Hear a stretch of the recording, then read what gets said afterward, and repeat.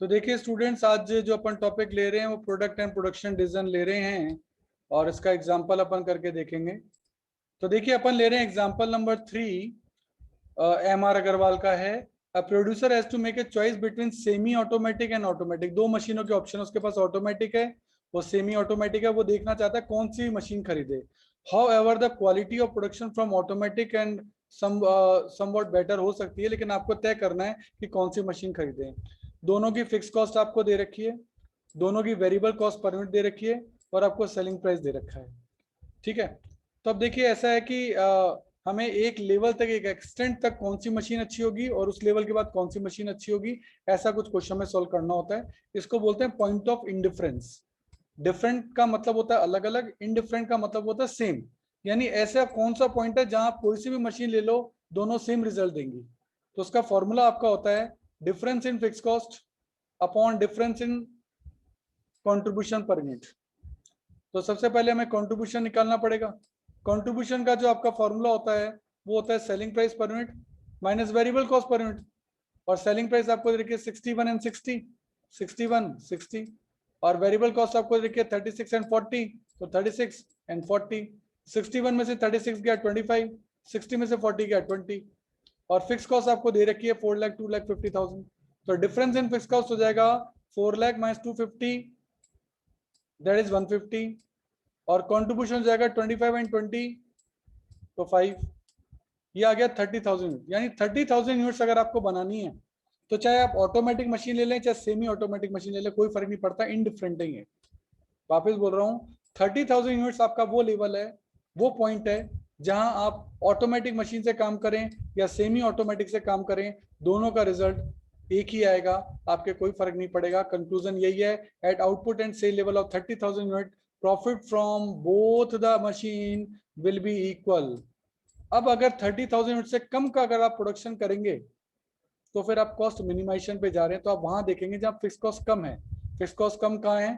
Fix cost कम है semi automatic में, तो फिर आप सेमी ऑटोमेटिक लेंगे। तो it will be profitable to install semi automatic. और अगर आप 30,000 यूनिट से ज्यादा का प्रोडक्शन करेंगे तो आप प्रॉफिट मैक्सिमाइजेशन पे जाएंगे। जिसका प्रॉफिट ज्यादा हो, तो प्रॉफिट कंट्रीब्यूशन 25 ज्यादा है ऑटोमेटिक का, तो फिर आप ऑटोमेटिक पे शिफ्ट हो जाएंगे। Then it is more than 30,000 unit, तो ऑटोमेटिक मशीन जो है वो आपके लिए ज्यादा प्रॉफिटेबल होगी। अब अपन इसको वेरीफाई करते हैं, क्या सर वास्तव में ऐसा होगा?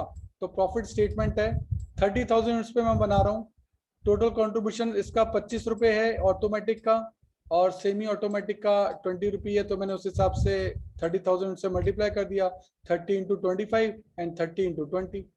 और फिक्स कॉस्ट इसकी है 4 लाख, इसका है 2,50,000। तो आप देखेंगे कि दोनों ही कंडीशन में प्रॉफिट सेम आ रहा है। इससे पता लगता है कि इंडिफरेंट पॉइंट 30,000 एकदम सही है। 30,000 यूनिट्स पे दोनों ही यूनिट्स का, जो ऑटोमेटिक यूनिट है और जो सेमी ऑटोमेटिक मशीन है, दोनों का ही प्रॉफिट सेम आ रहा है। तो इससे पता लगता है इंडिफरेंट पॉइंट वो पॉइंट होता है जिसमें आप चाहे ऑटोमेटिक मशीन लें चाहे सेमी ऑटोमेटिक मशीन लें, दोनों का प्रॉफिट सेम आएगा। अब देखो, अब अगर मैं आउटपुट बढ़ाता हूं तो मैंने आपको कहा था फिर प्रॉफिट मैक्सिमाइजेशन पे जाना पड़ेगा। तो जो जिस यूनिट पे आपको ज्यादा प्रॉफिट हो रहा है, जैसे ऑटोमेटिक पे ज्यादा प्रॉफिट था, तो आप चेक करके देख लो कि 40,000 यूनिट बनाने पर ऑटोमेटिक में 6 लाख का प्रॉफिट हो रहा है और सेमी ऑटोमेटिक में 550 का। तो मैंने आपको पहले ही बोल दिया था ऑटोमेटिक पे जाना जिसका प्रॉफिट ज्यादा है। और अगर आप 30,000 से कम यूनिट यानी 20,000 यूनिट बनाएंगे तो मैंने आपको कहा था सेमी ऑटोमेटिक पे जाना जिसकी फिक्स कॉस्ट कम है। चेक कर लो, आपकी यहाँ प्रॉफिट आ रहा है 1,50,000 रुपए और यहाँ आ रहा है 1 लाख, यानी यहाँ सेमी ऑटोमेटिक ज्यादा अच्छी है, जबकि यहाँ ऑटोमेटिक अच्छी थी। और यहाँ दोनों बराबर है, यहाँ दोनों बराबर है। तो देखो, इस कंडीशन में अगर कम पे जाते हो तो सेमी ऑटोमेटिक इज बेटर, अगर 30,000 पे जाते हो तो इंडिफरेंस है, इक्वल है, और अगर 30,000 से ज्यादा पे जाते हो तो ऑटोमेटिक ज्यादा बेटर है। तो इस तरह से आपके डिजाइन डिफरेंट कंडीशन में डिफरेंट आउटपुट पे अलग अलग हो सकते हैं। नेक्स्ट हम ले रहे हैं illustration number 4। assuming that the rated capacity of a factory is 50,000 units, what would be the most profitable level of output? अगर कोई फैक्ट्री 50,000 यूनिट बना सकती है तो सबसे बढ़िया लेवल कौन सा रहेगा? 25,000, 40,000 या 50,000? अब वैसे तो अपन कहेंगे सर 50,000 ही है ज्यादा आउटपुट यानी ज्यादा प्रॉफिट, लेकिन हमें चेक करना पड़ेगा। हमारी फिक्स कॉस्ट डिफरेंट है, हमारी वेरिएबल कॉस्ट डिफरेंट है, हमारी सेलिंग प्राइस डिफरेंट है। चेक करते हैं हम। तो देखो, लेवल ऑफ आउटपुट 25,000 है, तो सेलिंग प्राइस है आपकी 4 रुपए, और आप 25,000 यूनिट 4 रुपए में बेचेंगे तो 1 लाख रुपए का सेल रेवेन्यू आ जाएगा। इंक्रीमेंटल रेवेन्यू यानी चेंज का आता है, इसको अपन बाद में देखेंगे। वेरिएबल कॉस्ट आपकी 2 रुपए के हिसाब से होगी तो 25,000 इंटू 2 50,000। फिक्स कॉस्ट आपकी 25,000 है तो 25,000। टोटल कॉस्ट 50 और 25 75 हो जाएगी, और डिफरेंशियल कॉस्ट को अपन बाद में देखेंगे। इस तरह से आप हर लेवल पे 40,000 यूनिट पे, 50,000 यूनिट पे, हर यूनिट के लेवल पर आप सेल वैल्यू कैलकुलेट कर लेंगे, आप टोटल कॉस्ट कैलकुलेट कर लेंगे। अब बात आती है डिफरेंशियल की। डिफरेंशियल का मतलब पहले से चेंज, तो इसका तो पहले का कुछ पता ही नहीं है, तो इसलिए यहाँ पहले वाले में तो नील आ जाएगा। अगले वाले में 1 से 140 हो गया तो 40,000 बढ़ गया, 140 से 155 हो गया तो 15,000 बढ़ गया। यहाँ 75 से 115 हो गया तो 40 बढ़ गया, और 115 से 135 हो गया तो 20 बढ़ गया। नाउ अब आपको देखना है कि आपके लिए बेस्ट सुटेबल क्या होगा। देखो यहाँ आपकी फिक्स कॉस्ट, सॉरी यहाँ सेल बढ़ा आपका 40,000, और आपका कॉस्ट भी 40,000 ही बढ़ा। यहाँ आपका सेल तो बढ़ा 15,000 और कॉस्ट बढ़ा 20,000, यानी इस लेवल पे आने से तो आपकी सेल तो सिर्फ 15,000 ही बढ़ रही है, लेकिन कॉस्ट आपकी 20,000 बढ़ रही है, तो फिर ये तो नुकसान का सौदा हो गया। ऐसा तो फिर आपको करना ही नहीं चाहिए। तो इसका मतलब आपको 40,000 पे प्रोडक्शन रोक देना चाहिए, बस 40,000 ही करना चाहिए। तो maximum profitable level of production 40,000 unit है, क्योंकि उसके बाद आपको दिक्कत हो जाएगी।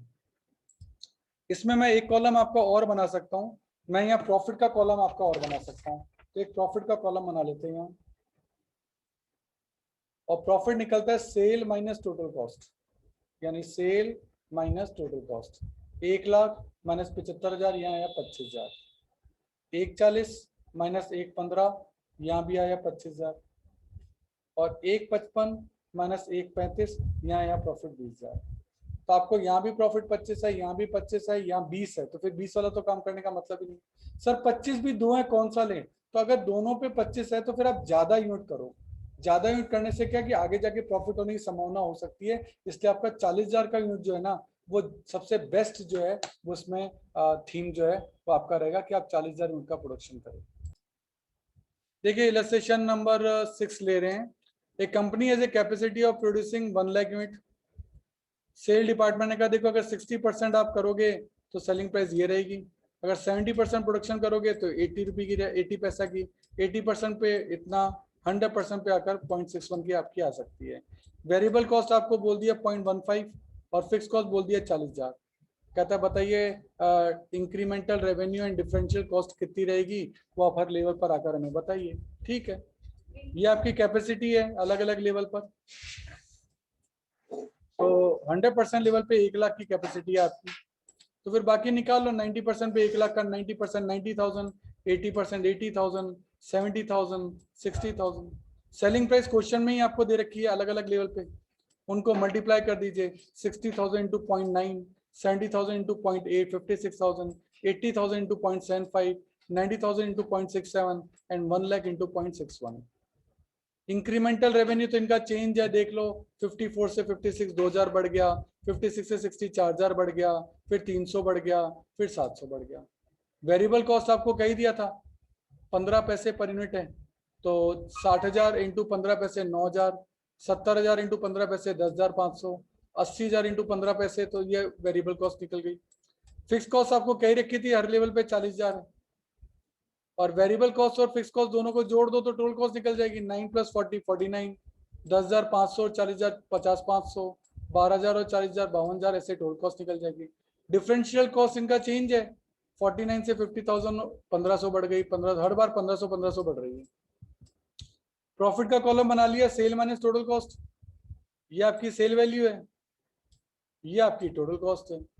सेल में से टोटल कॉस्ट को लेस कर दो, तो 54 minus 49 that is 5, 56 minus 50,500 5,500, 60,000 minus 52,000 8,000। तो मैक्सिमम प्रॉफिट जो आप देख रहे हैं ना, वो है आपका 8,000 पर, देख रहे हैं आप प्रॉफिट। तो ये 80% वाला लेवल आपके लिए सबसे बेस्ट लेवल है, इसमें आपका प्रॉफिट जो है वो मैक्सिमम है, तो इसलिए लिखा है 80,000 यूनिट्स पे 80% पे आपका प्रॉफिट मैक्सिमम है। तो फैक्ट्री को 100% पे काम नहीं करना चाहिए, 80%, देखो 80% पे आपका 8,000 का प्रॉफिट है, 90% काम करने से 6,800 का प्रॉफिट है, यानी ज्यादा कैपेसिटी पे काम करने पे आपको लॉस हो रहा है, तो फिर आपको ज्यादा कैपेसिटी पे काम नहीं करना चाहिए, फिर आपको 80% कैपेसिटी पे ही काम करना चाहिए।